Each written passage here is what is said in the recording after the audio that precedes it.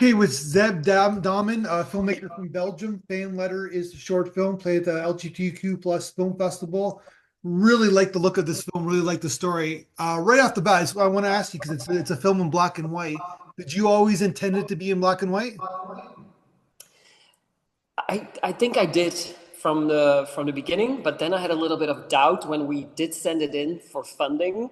Then I think I pitched it for color because I know it's already difficult to get funding. So I felt a bit like if I want to make a black and white film and a period piece, it's gonna be a bit difficult. So, but then in the end, if we didn't get the funding, I was like, I still want to make this film, and then I just went back to the black and white because I think initially my mood board was 99% black and white, and also it feels a bit nostalgic, this black and white, and I think it works perfect with this story. So yeah, Yeah. Well, I it's set in the 50s, right? yeah, yeah, In in the 50s when they made movies, obviously it was in black and white. Most, yeah. well, at least 95% of the films are in black and white. So basically, but it's also got that thematically, it kind of fits the story having in black and white as well, right? I think so too, and a lot of the photography, the picture, the images I was looking at, the references were all in black and white, and then I also feel like because it was, black and white, it feels like nostalgic, and I thought it just. I always wanted to do it, so I felt like this is the perfect story for it. So, and also visually, I think I'm always interested in black and white films. It's also you work differently with light and everything to make that, come to life. But Mhm. yeah, it was a nice challenge to do. Yeah. Okay, so tell me about the story itself. On Film Freeway, it says that you co-wrote it with Joshua, Yeah. and it's about like set in the 1950s, so black and white and a period piece. Yeah. And about like so basically it's about this famous singer, and he gets a letter, and he it's this phone call about his first love, right? So Yeah. obviously the 50s in 2025 is a different time, right? So Yes. Very much. Very much. Um, yeah. So basically, I thought it was interesting, like to explore that little moment from with the letter when you're very famous and you get a letter with a telephone number of your first love, and then we discover we hear another a male voice on the other end of the phone, and yeah, then they just look back at their beautiful summer together that they had, and yeah, I don't know. It was. I really like that time period as well.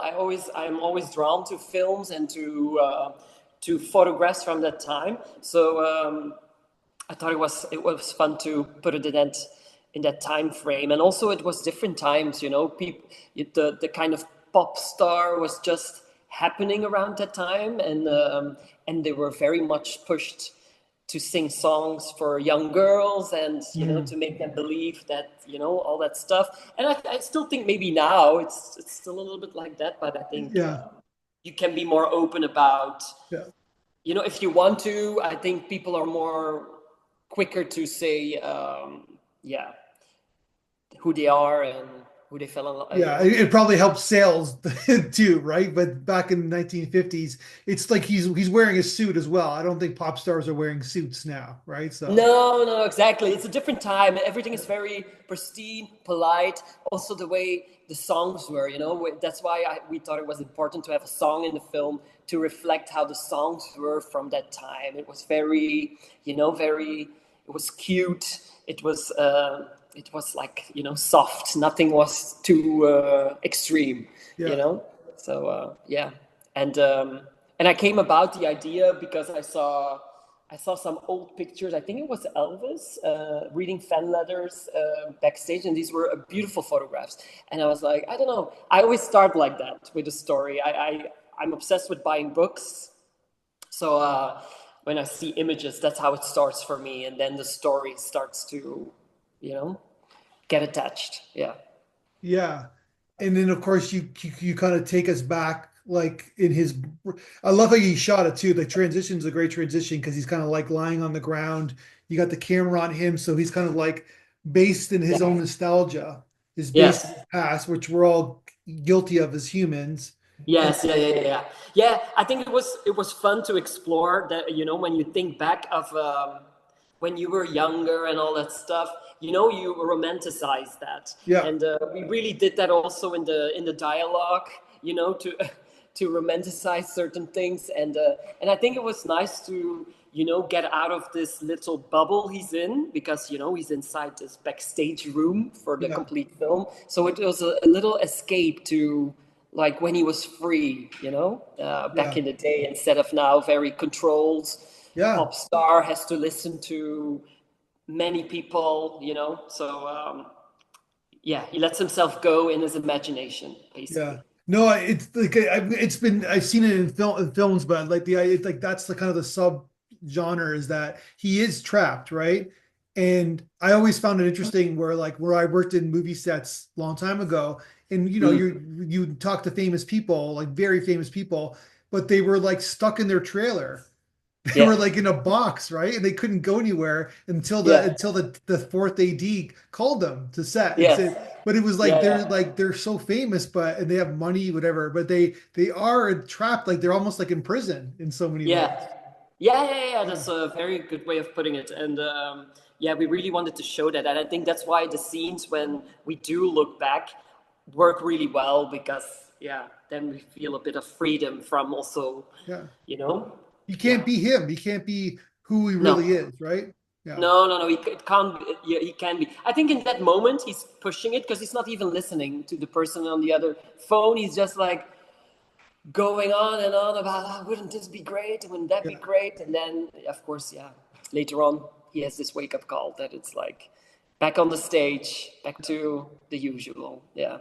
Yeah, I just like the concept of like this short where it's like it's a simple story in its concept, but it's like it's layered with nuance and kind of like in a lot of kind of complex emotions, right? So Yeah. yeah, No, definitely, definitely. And honestly, in the beginning, the script was much bigger, but since we didn't get funding, we yeah, went to rewrite it, made it much smaller. I think the fantasy world in the beginning was even bigger.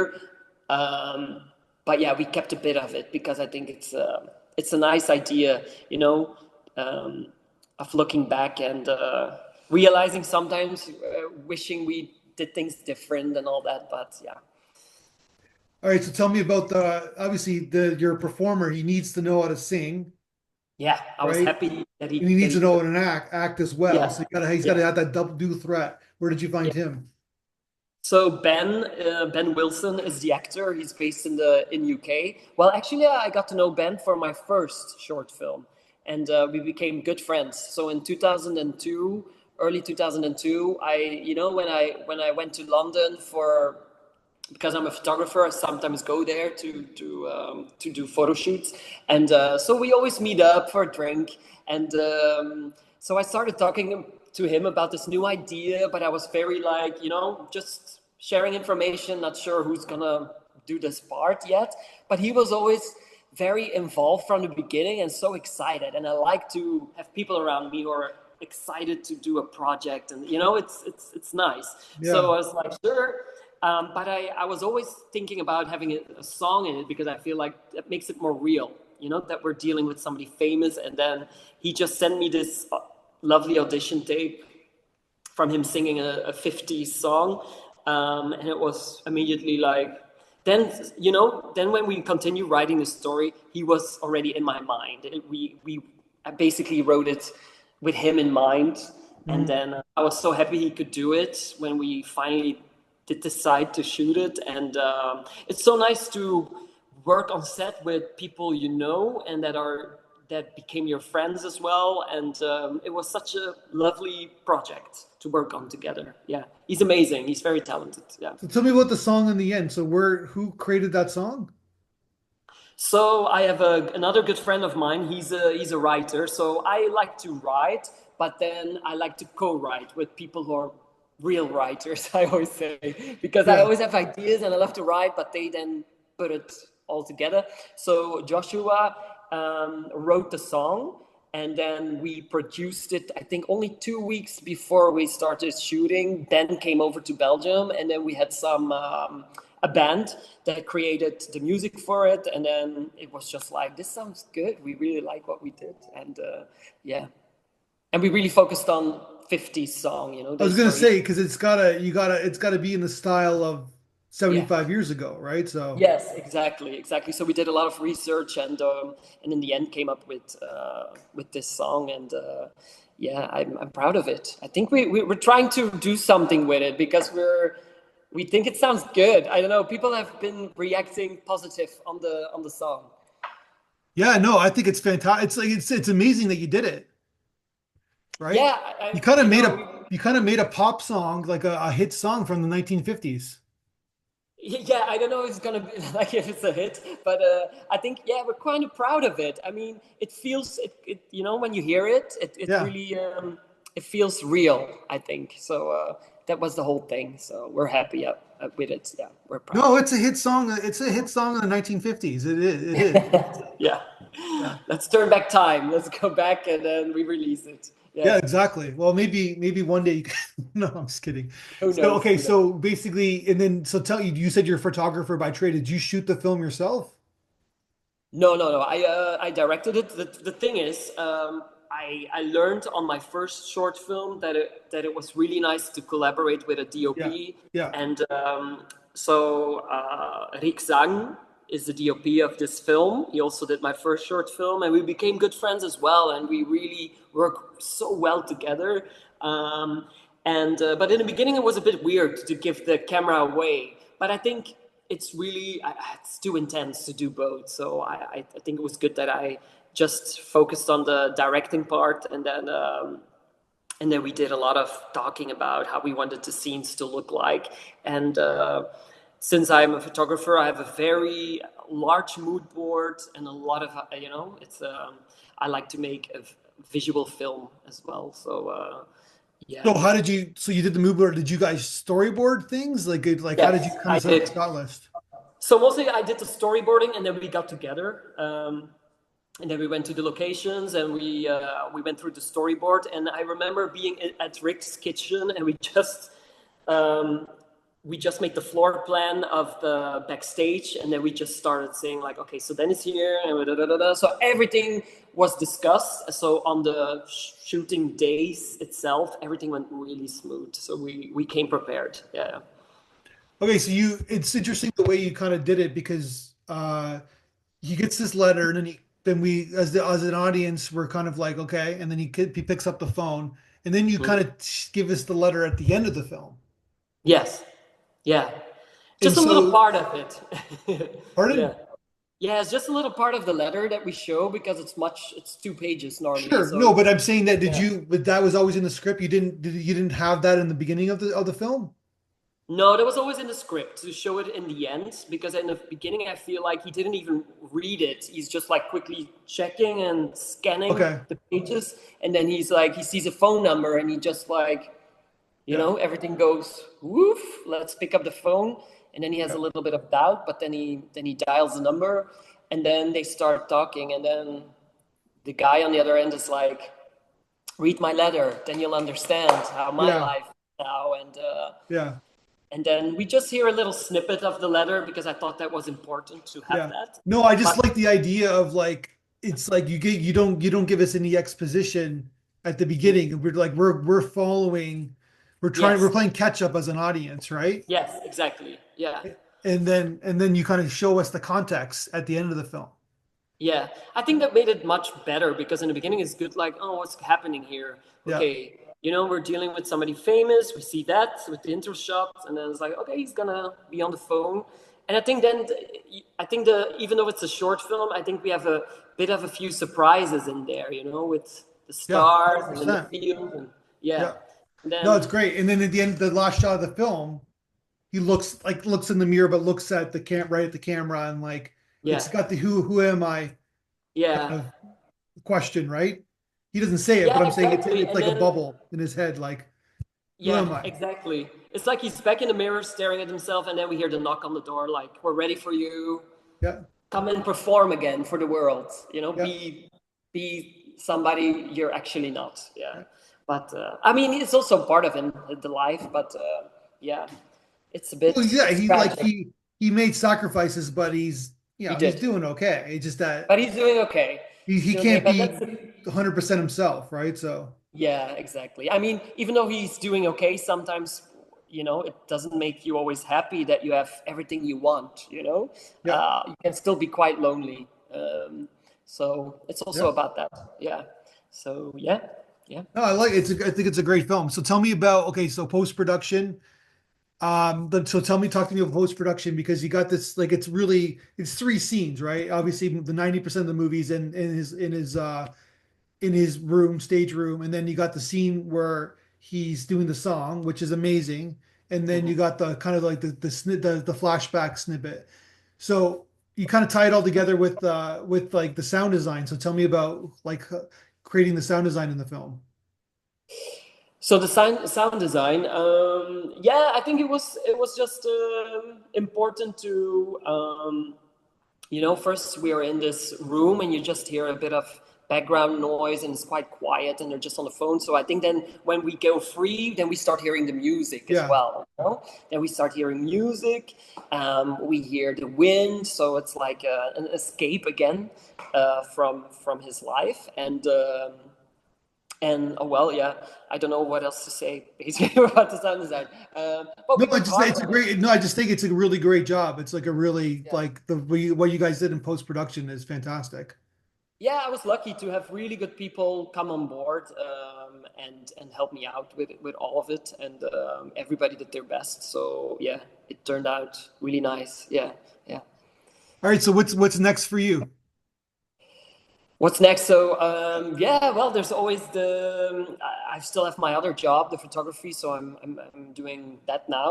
But in between, we are writing. We are writing now some new ideas. Hopefully, have a moment where we can do a pitch at some moment for a new story, and hopefully this time with a bit of funding. That would be nice. Yeah. But you're gonna keep do you think there's a future, like I know you made a few shorts already. Is there a feature Yeah. in the works?